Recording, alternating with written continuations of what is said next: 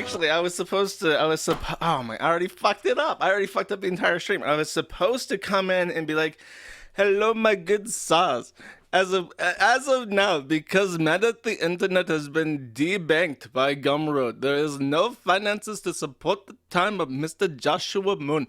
He has returned to working at the Whataburger in Destin, Florida, and has outsourced Matt at the internet to foreign H-1B workers. I was supposed to do it like that because then it's cheaper. It makes more money that way. Hello everybody. Guess what? Guess what this picture is that you're looking at? That is indeed, chat, the Capitol building of the United States of America, my country. I had a horrific return flight. I lost my luggage. Let me clarify, the airline lost my luggage. So I had to take, I was going to spend one day in DC, and I had to extend it multiple times because the airline lost my luggage. I got there, I had to take the metro to my fucking hotel. I had to take the metro to the airport. I sat in the airport for 4 hours waiting for my fucking luggage to come out because they said I got a notification saying that the luggage arrived, but I had to wait 4 fucking hours for somebody from the airline to actually roll it out to me past the international security area. Then in that time I was waiting on I was surrounded by thousands of Indians. I've seen in my entire life up until that day maybe a dozen Indians. Throughout my entire adult life, I saw a couple abroad, but never. I was surrounded by more Indians at every possible second in the waiting area of Dulles Airport, waiting for my fucking luggage than I had ever seen in my entire life. I get my luggage, I return by the metro with my suitcase, and then the next day, I am so sick I cannot move. I am in a state of delirium. I'm passing out. I'm awake for maybe 4 hours the entire day. One of the sickest days I've ever been in my entire life. And I blame the Indians, of course, because they have the poo flu. So I had to extend my hotel by a day just so that I could, which was expensive because it was in fucking DC. So I extended it by a day because I needed to wait for my luggage. Then I had to extend it by 2 more days so that I could recover and actually drive myself. So honestly, the worst trip I've ever had, ever. But before I got sick, I did notice, as I was pondering my bad fortune, that indeed it was a full moon, or either a day before or after a full moon. I didn't actually check. So I took my camera that I had bought for my trip, and I crawled around the streets of DC to try and get this shot, and I did indeed take this picture. So very interesting travel experience. And then of course, as I'm recovering, I'm actually still sick, so if I mute myself randomly, it's because I'm coofing off screen. I decided I can finally get a fucking banana pepper. So I went to a Subway in Virginia, and I ordered my usual. Now what I get is a foot-long spicy Italian on Italian herbs and cheese with provolone cheese, and I like spinach, red olives, a lot of banana peppers, chipotle, Southwest salt and pepper. It's a very specific order. Now, first thing I discovered, Subway has deleted their entire menu, and nobody knows what the fuck a spicy Italian is. I think it's called an Italian hot shot Italiano now. First disappointment. Second disappointment. The women behind the counter, one was Mexican and barely spoke English and spoke Spanish. The other was Indian and did not speak English and did not also speak Spanish. So me trying to communicate what the fuck I want on my goddamn sandwich is literally a 10-minute ordeal in the world's longest fucking line. And then I'm paying $20 for a sandwich, and I go to check out, and the thing asks me for a 25% tip. What the fuck has happened? Has the world gone mad? Why is my spicy Italian called a hot shot Italiano? Why is it made by an Indian? Why is it $20? And why is there a fucking button for a 35% tip on a Subway checkout app? You've lost it. You've lost it. The country is fucking nuts. So, there's a lot to actually go over. First of all, I'm just gonna name some things off the top of literally off the top of my head that I have realized in my travels. First of all, Fast Car is now sang by a man. It used to be sang by a black woman. It's now a country song by a white guy. White guys keep winning. I don't know what to tell you. There are Indians fucking everywhere. Like I said, there were no Indians in this entire country before I came back, and now they're everywhere. They're in every Walmart. They're God forbid you walk next to a fucking university. I think that our entire school population for universities in this country is just Indians now. Um, Everything is more expensive. I think it's not. I think if you go to Walmart, it is impossible to spend under $100. I don't think there's even a point in having change anymore. We should just sell everything in denominations of $1 because it's like apple is like $3, and avocado is like $6 fucking. A block of Velveeta cheese is like $7.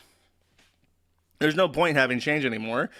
Like I was shocked. I set aside money for specifically for the purpose of affording my return, and it's like multiple $100s to rent a car, $300 a day for a hotel. You go to Walmart, every single fucking thing is at least $1, and you're paying over $100, maybe $200 for a week's worth of groceries.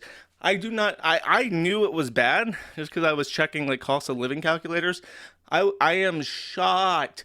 I am shocked at how expensive everything is. Everything is expensive. Like you can't buy anything for less than $20 if it's not like a cheap piece of shit. Um, so it's just like I've wandered back into a fucking nightmare.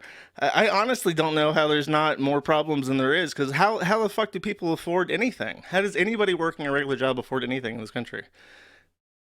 Um, and it's not just DC. No, it's you travel around, you see the place, and it's like, what the fuck is going on?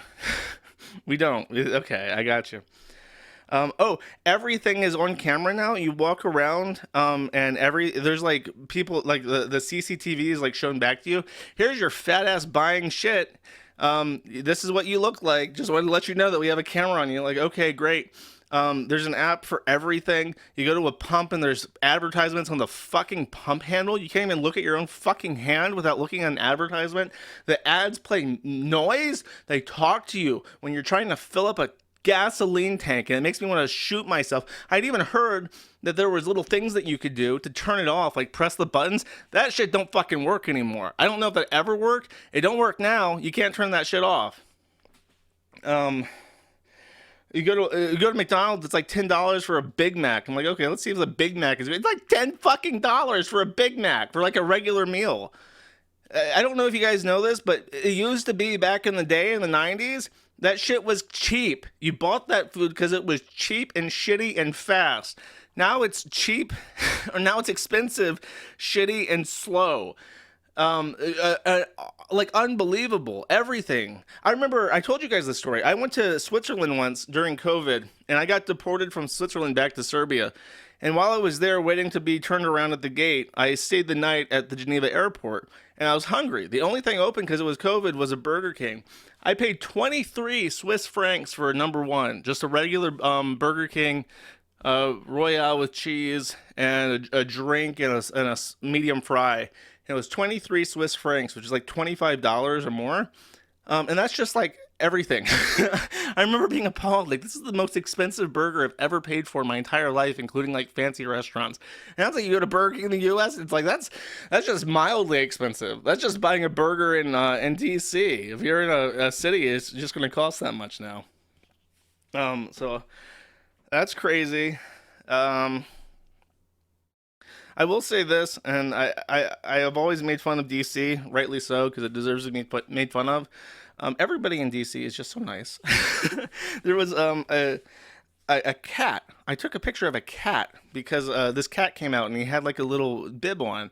And I thought that's cute. So I took a picture of my cell phone, and there was a guy standing right there, and he was a white dude, and he was a Capitol Hill police officer. He worked for the directly for the Capitol building.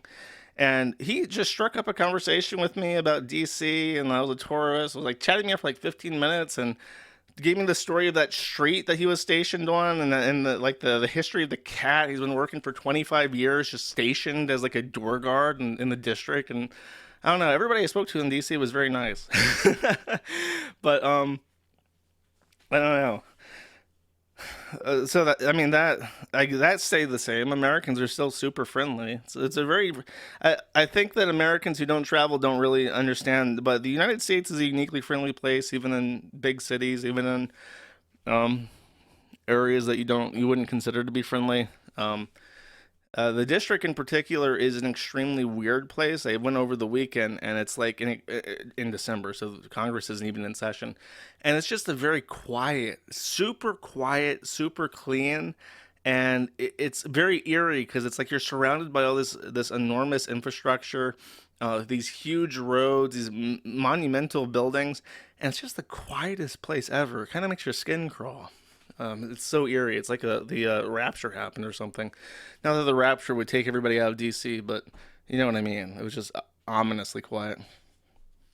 Do I feel homesick? No. I don't know what it is about my condition, but I've never felt at home anywhere, and I don't really get homesick. So traveling around, I've always felt not at home everywhere I go, whether it be Florida or the Philippines or Ukraine. You know what I mean? I've never felt particularly at home anywhere. Um, though I will say that the craziest thing from going from being a full time abroad person to being back in the US is knowing that I can talk to anybody. This is an indescribable sensation that I cannot adequately convey. But I have been in a situation where I cannot reliably communicate complex ideas to anybody around me at any time with any level of certainty. Now, I can basically go up to anybody, and there's a 90% chance I can talk to them and we both understand each other. And that is really weird, to the point where I have difficulty sometimes remembering not to say things in foreign languages. Like if I hold the door, somebody holds the door open for me, or does something and I want to say thank you, my instinct is to say spasibo. Like still, so I have to like uncondition myself to stop using the very few. I would speak rudimentary Russian in Serbia because many people there speak Russian more than they speak English. So I have to like unlearn doing that because I can just say thank you in English and people can understand what the fuck I'm saying. So um, I'm not pulling the cat picture off my phone. Sorry, you can. I'm not doing it. I don't want to show exactly where it was. Let's see. Anything else? I actually had a list of things I was going to complain about, but I don't know where that list is. to show how to show how awesome and organized I am. I will say this: I was completely right. American electrical outlets absolutely fucking suck. The I think they're called Stukas in Europe, and they are the double prong 240-volt outlets that are standard. The outlets will plug into those, and they will stay plugged into them, and they do not fall out. American outlets are two shitty hot wires that fall halfway out the fucking outlet. You have non-standard sizes. They don't adhere at all. It's a complete fucking nightmare. I know it's a weird thing to complain about, but switching over from a plug that like reliably works all the time and fits snugly into the outlet and never falls out to these giant blocks that are stuck into a wall with two shitty prongs that just fall halfway out continuously, exposing like the hot and cold wires. It's it's horrible. It's a horrible standard. Um, the cheese section, holy fuck, was I right? What I will, you know what? Oh man, I will take the time out of my day to find this picture. I have checked a couple stores, and yes, I was completely right. The cheese in this country is appalling. It sucks. The options suck, with one exception. I went to the Whole Foods in the district, and the cheese section in the Whole Foods of the District of Columbia is beautiful. I don't know if there's a word for this, like a trophy room of like it when an empire goes out and conquers and brings back foreign things as like symbols of its glory and conquest. The District of Columbia's Whole Foods cheese section is basically our Museum of London of Foreign Cheeses. It's truly the most magnificent building in the district. Highly recommended. Very nice store. Very good cheese. Uh, there's like 900 Whole Foods around. It's right next to the Capitol building. It's in walking distance of the Capitol building, and it's got cheese. It's got whole ass wheels of cheese that you can buy. Really good, really nice. And and I will say this: I've one of my I don't know if I ever mentioned this, but I stopped drinking soda as a 2024 resolution. I don't remember if it was 2024 or 2023. It's been so long, but I've not had a drop of soda for over a year. Um, and I broke that. I broke that because I came back to the United States after, and I haven't had any Coke, any Mountain Dew, any Fanta, nothing like that. The only thing that comes close is like energy drinks, but I don't really count that because I was drinking like 2 to 6 liters of diet soda every day, and I had since I was like 11 years old. I would buy like a 12 pack of Coke Zero cans when I was 11. I would drink the entire pack every single day. And then I went from that to not drinking any soda except for like energy drinks every so often, like once a day. Um, I broke my sobriety with Coke Zero, or soda in particular, because when I was in the Whole Foods, whenever I visited like an organic store in the U.S., I always bought this Virgil's root beer that has like Splenda in it, and it's one of my favorite drinks. But it's one of those things that I only buy on odd occasions when I visit a Whole Foods. So I got a Virgil's, and I broke my clean streak with soda. I've been back on it, but I got a little 4 pack of Virgil's root beer, and I dearly missed it. It's truly a great beverage. Sorry, that's the poo flu. Um, let's see. It's fine in my. I mean, you can say that about anything. Um, let's see. Is there anything that I want to say that's positive? I mean, it's such a noticeable downgrade in quality of life. like I can afford so much less of everything, and things just feel like a lower quality than I remember. I remember telling people like in the United States, like you go to a restaurant and you spend like $5 and you get so much food that you can't possibly eat it all, even if you're a fat bastard. And you gotta get the doggy bag. And now it's like you pay $30 to eat at a restaurant, they don't give you enough food. The inflation, because I have like this crystallized concept of the United States in 2016 when I left, and even then I was only there for a little while before I left, so it's even further back than that I kind of remember how the U.S. was like. I come back now, like it's I don't know, it just hurts. Everything just feels so much more painful than remembered. Um, so that's the number one thing. Besides the Pajeets, the Pajeets is like I kind of have like it's happened so fast that even normies kind of recognize that there are so many more Indians in the U.S. now. If you come back to the U.S. from 2015 and you check out like the demographic makeup, the number of Indians is jaw dropping. Again, went my entire life without seeing them. To they're everywhere, and it's just like what? How do you import this many Indians into your country in such a short amount of time? Like, how is it even fucking logistically possible to get this many people in this country?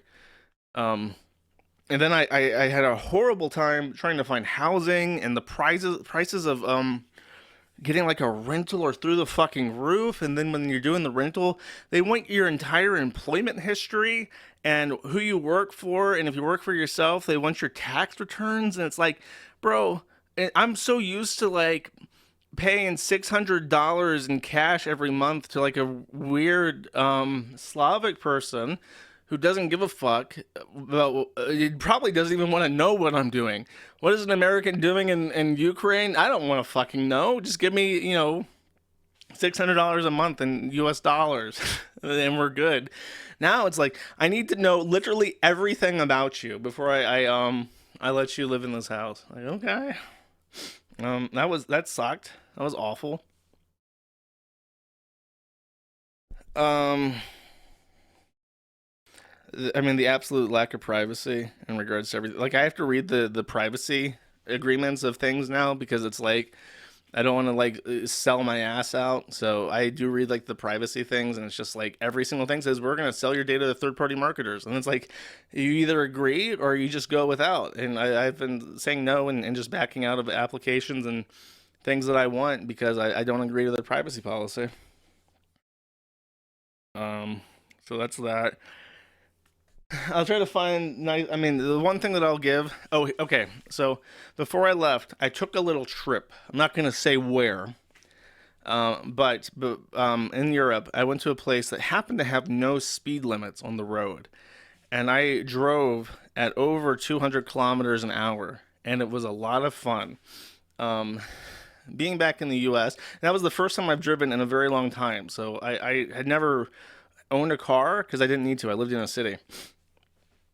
And it was very fun to drive super, super fast. Probably too fast, to be quite honest. And then you come back to the US and it's like the speed limit of 70 is just awful. It's just the worst thing ever. But driving is a lot of fun. I've missed driving. I don't. It's very hard to explain how liberating it is to have a car and just be like, well, I'm not gonna walk. I'm not gonna take the bus. I'm just gonna drive. And just being able to like, I can drive to this place 12 hours away if I want to. Nothing's stopping me. And just being able to do it, no problems. Just get up into the car and drive, and nobody stops you, and there's no borders, and things are nice and open. The country is beautiful. The United States is still a very, very beautiful country, um, even compared to places I've been. So it still has that going for it for now.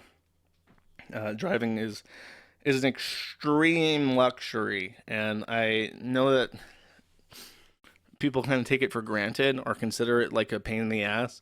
Never give up the fight to have a car and the ability to fucking drive places because it's so much nicer. It's so much nicer. The ability, the fact that everybody in the U.S. has a car and can just drive everywhere is actually so much of a luxury and so much of a big duty shit log taken on the entire rest of the world that has to like take taxis and trains and buses everywhere, or getting those little Pajit caravans that are like pulled by a person as a wagon down the road, like a dirt road. It's just a big fuck you to the rest of the world. Yeah, we each have our own 4-person car. Go fuck yourself. um.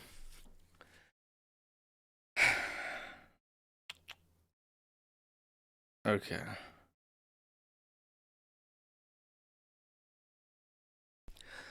I think that's all I can say about that. So in summary, chat. I'm back. I'm back. I'm back. I'm back. I'm back.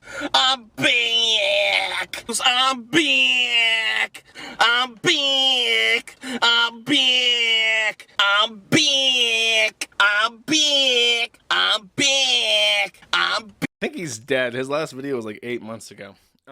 Thank you for watching this clip by Colonel J. This is the King of Bold here. Remember to like and subscribe. Juice!